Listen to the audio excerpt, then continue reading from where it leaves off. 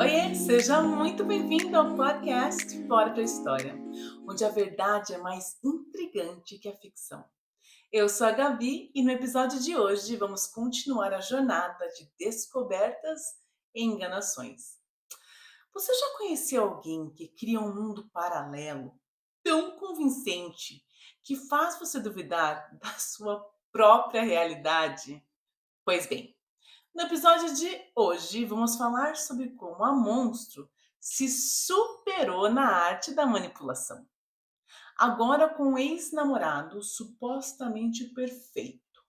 Uma história de herança familiar e um drama digno de novela mexicana. A teia de mentiras dela parecia não ter fim. Mas óbvio que tudo tem um limite. E esse limite estava prestes a ser atingido. A moça chegou com uma história nova, o Klaus. O ex-namorado, um médico lindo, rico e super ciumento. Ele tinha voltado dos Estados Unidos, segundo ela. Ela dizia que ele a queria desesperadamente, mas a sua mãe, que era uma mulher fina, elegante, refinada, a odiava. E o motivo? Ela era desleixada, sem modos e sem berço. Mas para ele não importava. Cláudia queria muito mesmo. Mesmo que para isso ele tivesse que confrontar a sua mãe constantemente. Pelo menos era isso que ela contava, né? As histórias de Klaus eram sempre cheias de conflitos. Ele a monitorava, segundo ela. Ele ainda ficava esperando ela do lado de fora dos lugares quando ela saía com as amigas. Brigas, choros, idas e vindas. Mas curiosamente não havia nem uma única foto deles juntos. Nenhum vestígio da existência real desse super romance. E isso começava a parecer um tanto quanto suspeito. Uma noite, a Monstro dormiu lá em casa. Ela passou horas brigando com o Klaus pelo telefone. Gritava tanto, mas tanto, que foi um milagre a minha vizinha não ter chamado a polícia. No dia seguinte, Klaus veio supostamente buscá-la. Obviamente que ela não me deixou conhecê-lo. Porém, pela janela, eu pude ver que, de fato, alguém em uma Mercedes veio buscá-la. Mais tarde, ela voltou com o cabelo todo molhado, que sugeria que eles tinham ido para o motel. E por um tempo não se ouvia mais falar desse suposto ex perfeito, maravilhoso. Mas tinha algo que não fazia muito sentido. Ela não trabalhava, mas sempre tinha dinheiro. E a sua higiene pessoal não era das melhores. Ela sempre tinha um cheiro muito forte, que indicava que ela estava com alguns probleminhas na amiga lá embaixo. Agora, de onde vinha esse dinheiro? A Monstro continuava então falando muito do seu irmão Vitor Hugo. Um dia ela me levou para visitar uma suposta avó paterna, que obviamente só ela tinha contato. Era uma senhora acamada, de idade já bem avançada, e ela cheia de histórias, claramente não contadas por ela. Segundo a Monstro, essa avó tinha muito dinheiro e muitos bens. E ela era a herdeira principal disso tudo. A sua irmã, a mais velha e a mais nova, não receberiam nada, pois elas nunca quiseram se aproximar da família do pai. Tudo quando ela contava parecia ser extremamente convincente. Estranho, porém convincente. Alonso então trocava mensagens com um suposto primo chamado Fernando, que supostamente era próximo de Vitor Hugo e morava na mesma rua que essa avó paterna. Em uma dessas mensagens eu descobri que Vitor Hugo estava com câncer nos testículos. Drama puro. Mas algo começava a me incomodar. Ela falava sobre ele, mas eu nunca o conhecia. Tudo era contado através de terceiros. Um dia, resolvi abrir o Viber, que era um aplicativo que já não existe mais. E era um aplicativo que esse suposto Vitor Hugo number 2, usava para falar comigo. Para minha surpresa, a foto de perfil tinha mudado. E agora era de outra pessoa completamente diferente. mas aquele rosto eu conhecia de algum lugar. Foi então que eu lembrei, era o Pedro. Sim, o Pedro que eu conheci na balada. E o Pedro tinha uma namorada na época que eu conheci ele. Então, o que ele estava fazendo se passando por Vitor Hugo? Mas nessa vida, gente, nós pagamos por tudo o que fazemos de ruim para os outros, mais cedo ou mais tarde. E o Pedro, com certeza, pagou e está pagando ainda muito caro.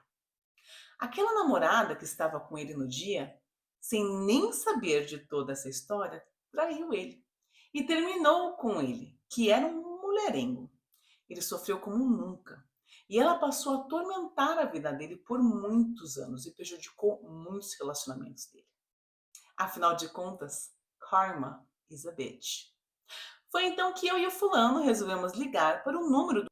Quando perguntamos pelo Vitor, ele respondeu sem hesitar. Você deve estar enganado. O meu nome não é Vitor, é Pedro. Foi aí a confirmação de tudo. A Monstro estava mentindo de novo e agora eu tinha as provas concretas. Em paralelo, eu e o fulano resolvemos tentar descobrir mais sobre o tal do primo Fernando. Aproveitamos que ele tinha conta nas redes sociais, pegamos o nome e sobrenome, fomos atrás. Inclusive descobrimos que ele trabalhava em um banco e, coincidentemente, esse banco trabalhava para a empresa do fulano. Ou seja, bastava uma ligação para o seu ramal para conversarmos com ele e desmascarar ela. Combinei então com o fulano que eu iria para casa confrontar ela, pois ela estava na minha casa e que ele iria logo na sequência. Eu lembro como se fosse hoje o ódio que eu sentia. O meu coração batia acelerado e eu sentia ele pulsando como nunca. A minha vontade era de arrastar ela pelos cabelos e jogar no meio da rua para que um carro passasse por cima. Cheguei em casa, fervendo de ódio. A Monstro estava sentada na minha cama, usando uma camiseta minha, com aquele olharzinho de coitadinha. Ela, obviamente, percebeu que eu sabia de tudo. Começou então a inventar mais uma história. Agora, eu tinha tudo o que eu precisava para finalmente confrontá-la. Então não ia ser qualquer coisa que ia me enrolar dessa vez, obviamente. Ela me via sofrer todo dia por causa das mentiras dela. Me manipulava e ainda me incentivava a me separar para ficar com o tal do irmão dela que nem existia. E não pesou a consciência nem quando viu que eu estava sendo abandonada pela minha família.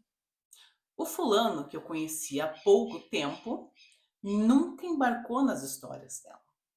Sempre que eu perguntava sobre algo que ela dizia ter acontecido entre eles conversavam.